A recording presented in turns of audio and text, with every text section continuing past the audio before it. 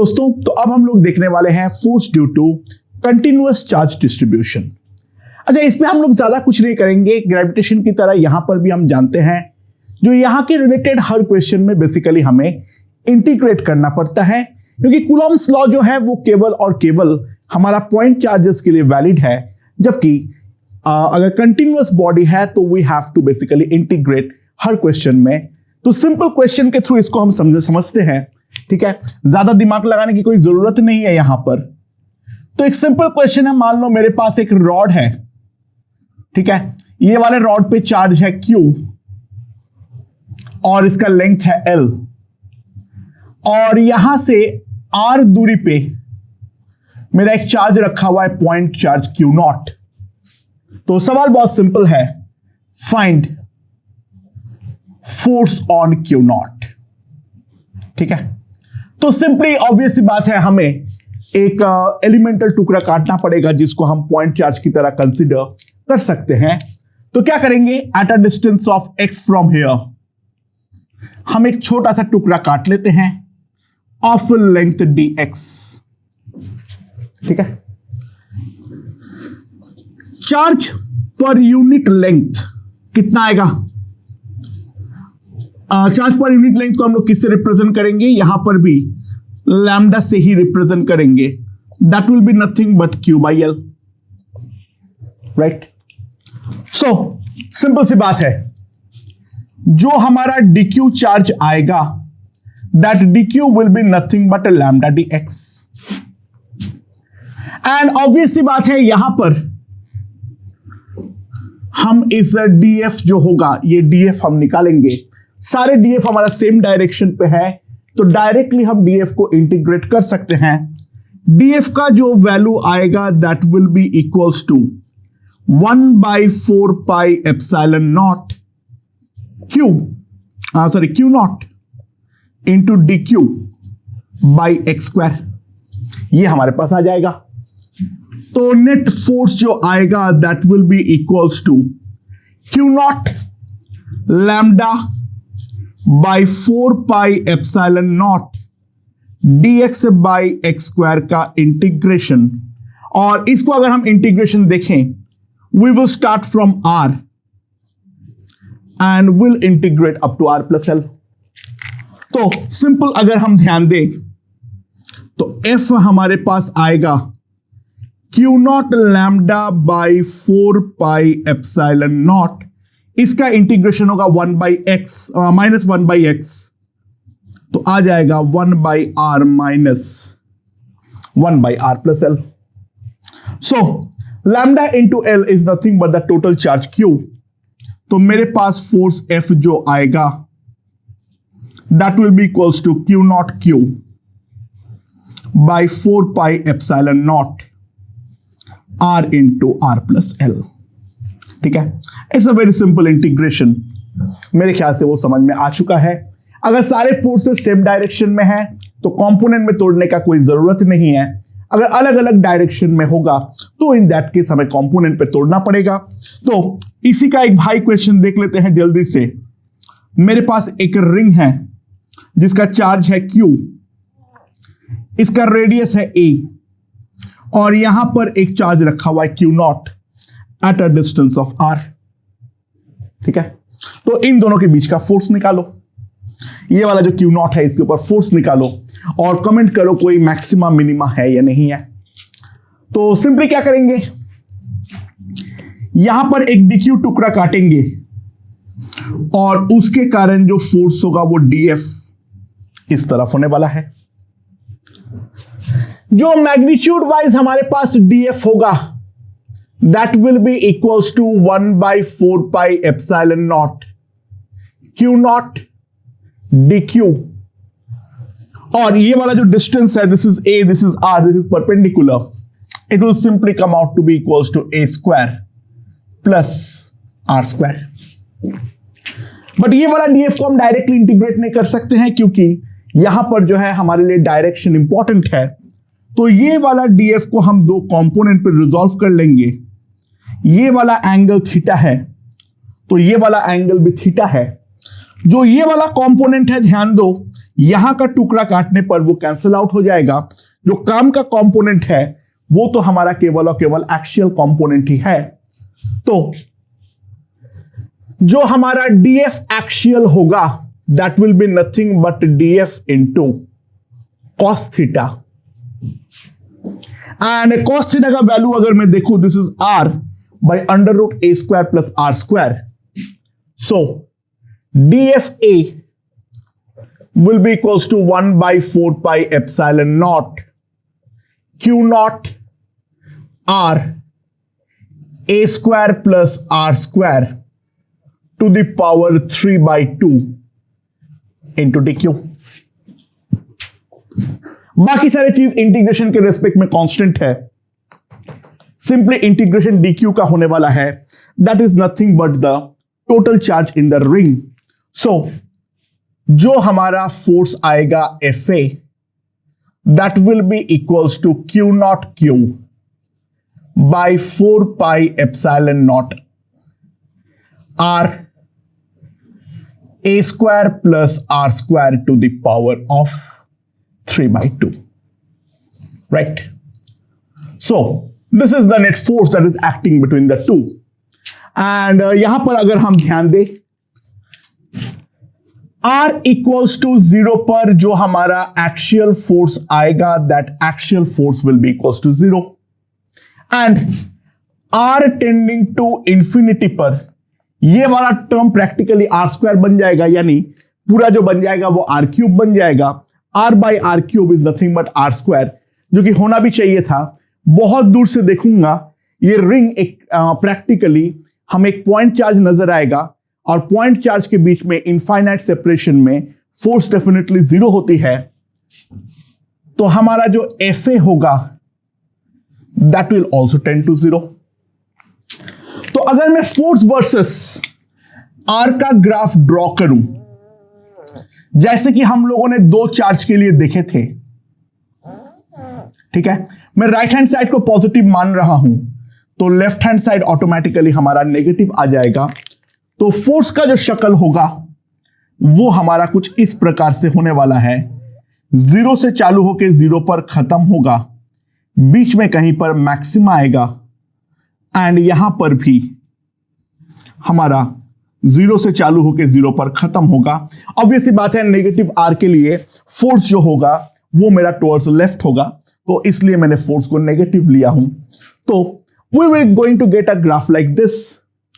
तो FA को अगर मुझे मैक्सिमाइज करना है या फिर मिनिमाइज करना है तो dFA बाई dr must be equals to 0। तो ये वाला चीज को डिफरेंशिएट करना है R के रेस्पेक्ट में और फिर 0 के साथ इक्वेट करना है। ये कॉन्सेप्ट तो कोई काम का नहीं है, वो भाड़ में जाए, उसको तो पहले ही खत्म कर दो। तो इसका डिफरेंशिएशन अगर हम देखें तो नीचे आ जाएगा A square plus R square का होल क्यूब, यहां पर आएगा A square plus R square to the power 3 by 2।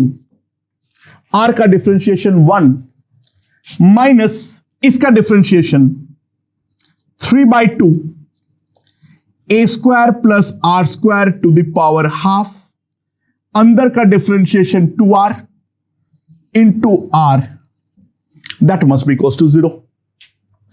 इसको जब मल्टीप्लाई कर दो और root over A square plus R square को भी खत्म कर दो, तो हमारे पास जो आएगा A square plus R square minus 3R square equals to 0।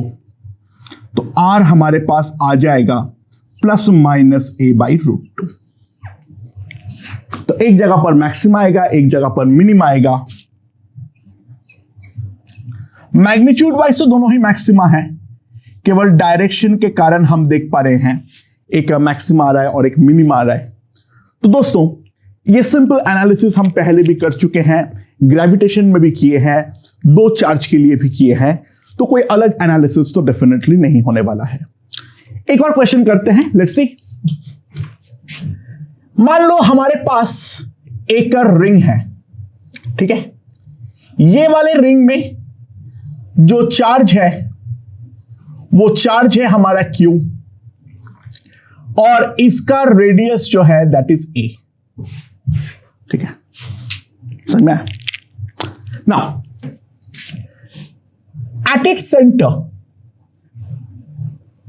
at its center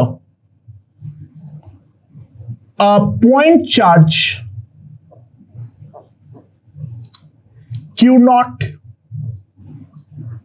is placed। Centre पे एक पॉइंट चार्ज मैंने Q naught जो है वो मैंने रख दिया। तो बात यह है, find increase in tension in the ring। अच्छा, ऑब्वियसली बात है, स्टार्टिंग में भी कुछ तो टेंशन था, पहले ये बात को रियलाइज करो। हम टेंशन निकालना हमारे लिए बहुत मुश्किल पड़ जाएगा, हम इंक्रीज इन टेंशन निकालेंगे, क्योंकि जो पॉजिटिवली चार्ज बॉडी है उनका हर पार्ट भी आपस में डेफिनेटली रिपेल कर रहा है। ठीक है, वो हर पार्ट भी आपस में डेफिनेटली रिपेल कर रहा है। सिमिलरली अगर नेगेटिवली चार्ज बॉडी भी होगा, हर पार्ट आपस में ही रिपेल करेगा। अगर कोई टेंशन नहीं होगा तो हर एक टुकड़ा रेडियली आउटवर्ड फट के बाहर निकल जाएगा। बेसिकली बहुत सारे छोटे छोटे छोटे छोटे डीक्यू तो रखा हुआ है, मैं अज्यूम कर सकता हूं। अगर उनके बीच में कोई टेंशन नहीं लग रहा है उसको रोकने के रखने के लिए, तो ऑब्वियस सी बात है ये तो सारे के सारे रेडियली आउटवर्ड फट के बाहर निकल जाएगा। राइट, तो टेंशन तो मैं कैलकुलेट कर ही नहीं सकता हूं, तो बहुत टीडियस है और प्रैक्टिकली इंपॉसिबल है। हां, चार्ज रखने पर खुद के रिपल्शन के अलावा पॉइंट चार्ज और क्यू में भी एक फर्दर रिपल्शन होगा, तो वो जो इंक्रीज इन टेंशन है वो हमें निकालनी है। यहां पर इस बात को हम समझते हैं। Also find the force that Q naught applies on one semicircle। Charge Q naught जो है वो हमारा एक सेमी सर्कल पे कितना फोर्स अप्लाई कर रहा है वो भी हमें निकालना है। ये पूरे प्रोसेस के दौरान कोई इंटीग्रेशन का मदद मत लेना। तो दोस्तों, टेंशन के रिलेटेड क्वेश्चन में मैंने हमेशा जैसे सिखाया हूं, सिंपली हमें क्या करना है, हमें एक बहुत छोटा सा टुकड़ा काटना है और वो टुकड़े को बड़ा करके देखना है। राइट, सो मान लो ये वाला जो टुकड़ा है ये हमारा रिंग के सेंटर में 2 d थीटा एंगल बनाता है। दोनों तरफ से d theta total 2 d theta angle बनाता है। ठीक है, अच्छा, ये वाले रिंग का जो लैम्डा होगा वो कितना होगा? Lambda will be equals to Q by 2 pi A। Right, now इसके सेंटर पे अगर हम ध्यान दें तो एक Q नॉट चार्ज है और यहां पर जो चार्ज होगा that will B dq and dq will B lambda into r into 2 d theta. ठीक है, lambda into r into 2 d theta. और ये Q नॉट ये वाले dq को डेफिनेटली एक df से हमारा रिपेल करेगा। और नाउ ये वाले रिपल्शन के कारण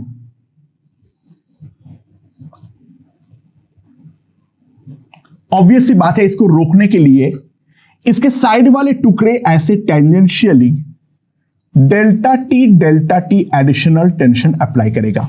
delta T is the increase in tension.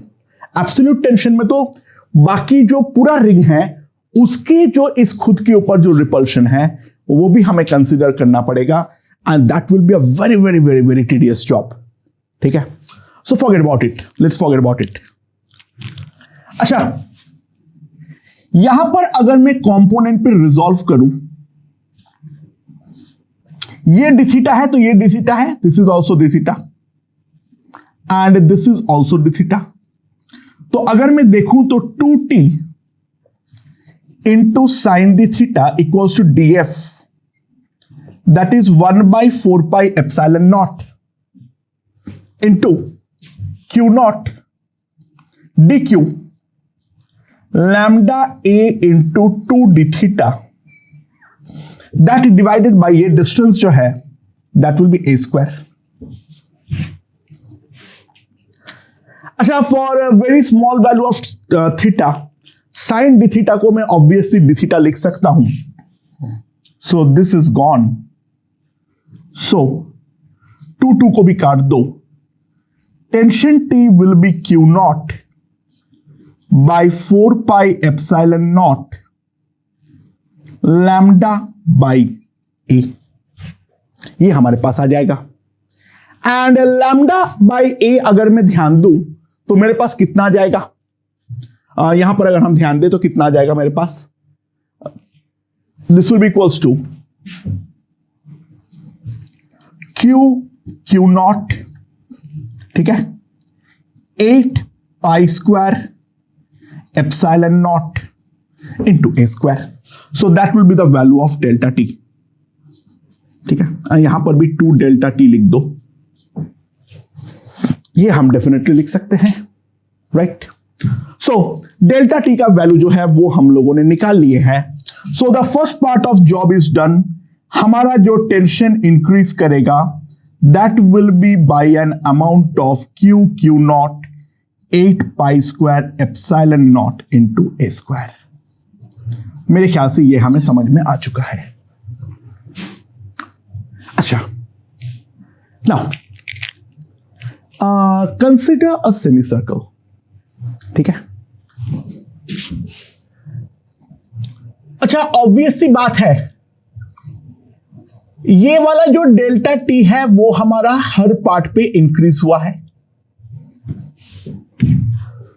तो अगर मैं राइट वाला सेमी सर्कल का फ्री बॉडी डायग्राम ड्रॉ करूं तो दोस्तों इसके सेंटर पे इस तरीके से हमारा क्यू नॉट रखा हुआ है और ये वाला डेल्टा टी हमारा हर पॉइंट पे लगा है. तो ऑब्वियस सी बात है जो लेफ्ट वाला सेमी सर्कल है वो राइट वाले के टॉप मोस्ट पार्ट में इस तरीके से इसको खींच के रखेगा by an amount of delta T और इसको भी खींच के रखेगा by an amount of delta T. ठीक है. टी देखने की जरूरत नहीं है, वो टी में तो इनके आपस का रिपल्शन भी काउंट होगा, वो देखने की जरूरत ही नहीं है. बाकी इसका काउंटर बैलेंसिंग फोर्स जो है दैट इज एफ, जो चार्ज इस सेमी सर्कुलर रिंग के ऊपर लगा रहा है. देखो, आइडियली जो करना चाहिए था ये वाला जो डीएफ है वो मैं हर अलग अलग की में कंपोनेंट पे रिजॉल्व करके फिर इंटीग्रेट करके निकालूं, बट वो करने की जरूरत नहीं है. सिंपली ध्यान दो, मैं राइट वाले का फ्री बॉडी डायग्राम ड्रॉ करूं आफ्टर द चार्ज इंसर्शन. पहले भी इक्विलिब्रियम था, अभी भी इक्विलिब्रियम है. तो ये चार्ज जितने से एक्स्ट्रा फोर्स एफ से रिपेल किया है उतना ही फोर्स से लेफ्ट वाला सेमी सर्कल डेफिनेटली इसको अपने तरफ खींचा है. तो एफ जो होना चाहिए वो ये वाले दोनों डेल्टा टी को कैंसल आउट करना चाहिए. तो simply F will be equals to 2 delta T. तो F का जो वैल्यू आएगा that will be Q naught by 4 pi square epsilon naught into A square.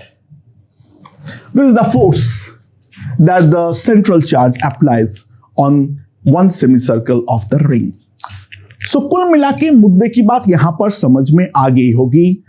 जो कंटिन्यूअस बॉडीज के केस में कुछ अलग नहीं होता है, हमें एलिमेंटल टुकड़े को काटते हुए ही आगे बढ़ना पड़ेगा. कंटिन्यूअस बॉडीज के रिगार्डिंग जो डिटेल एनालिसिस है, जस्ट लाइक ग्रेविटेशन, यहां पर भी हम फील्ड के पोर्शन में करने वाले हैं रादर देन फोर्स. देखो, इलेक्ट्रोस्टैटिक्स पढ़ने के लिए पहले ग्रेविटेशन पढ़ के आओ. मैं ये ऑर्डर फॉलो करता हूं. ग्रेविटेशन में जो भी कॉन्सेप्ट है वो मैं बताया हूं, वो इलेक्ट्रोस्टैट्स में अप्लाई कर रहा हूं. तो ऑब्वियस सी बात है यहां पर कुछ बातें मैं एज्यूम करूंगा जो ग्रेविटेशन में बताया गया है, वो वापस में थोड़ा बहुत तो स्किपिंग यहां पर मारूंगा. ठीक है. तो तुम लोग ग्रेविटेशन पढ़ के फिर इलेक्ट्रोस्टैट्स जो है वो पढ़ना चालू कर दो। ओके।